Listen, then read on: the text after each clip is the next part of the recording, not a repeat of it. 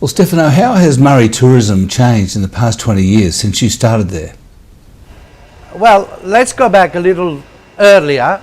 Mildura and the river in general was the destination for most Victorians during the winter, because as you know, we have more sun hours than Queensland, and we are certainly very warm for the southern latitude.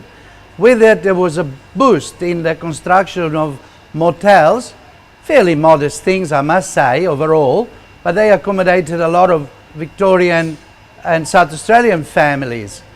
Then I think that with the advent of tourism to more exotic destinations in Asia and even to the Pacific, Mildura and the river lost some of their appeal, and I guess we've had to struggle quite hard to get people to come back to our neck of the wood.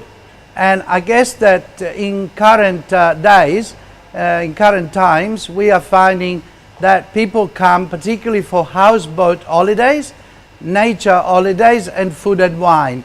So through a little bit of hard work during the last 20-25 years or so, we have been able to claw back some of the ground that we had lost. So I'm pleased to say that we are building on new premises, if you like, on a better understanding of how to use the river, on a better understanding of the food and wine of these regions, and the accommodation on the river itself in these houseboats is rather luxurious. So that's helping. Do you think the area suffered from mismanagement?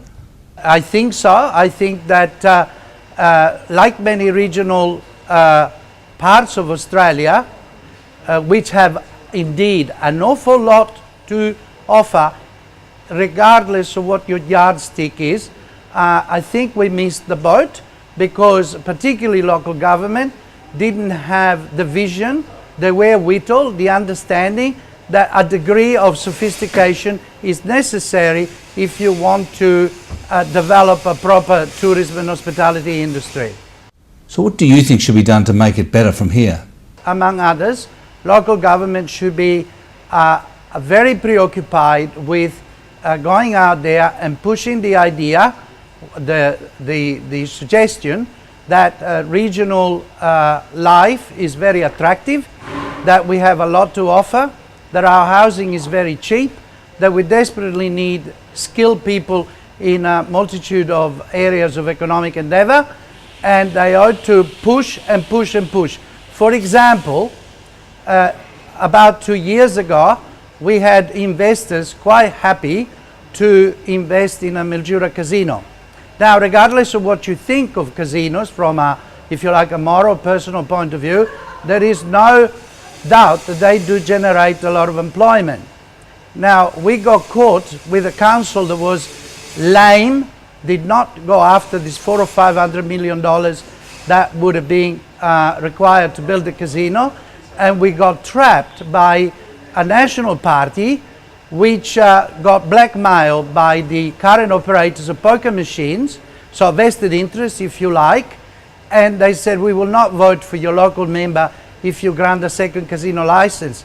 Well, this kind of self-interest, political interference and bureaucratic laissez-faireism, if I can use a term like that, are really hindering the development of Mildura, but also of an awful lot of other regional areas which have assets, human and geographical, to really create alternative employment and lots of tourism in Australia. We're also hearing a lot of unhappy stories from around the area, particularly in the Goulburn Valley where fruit production has been cut back. Is that affecting Mildura as well? Mildura is constantly being affected by the high dollar, and you're often on television talking about it, and you well know that with the high dollar it's very difficult to export Australian goods, and Australian agriculture is not exempt from that.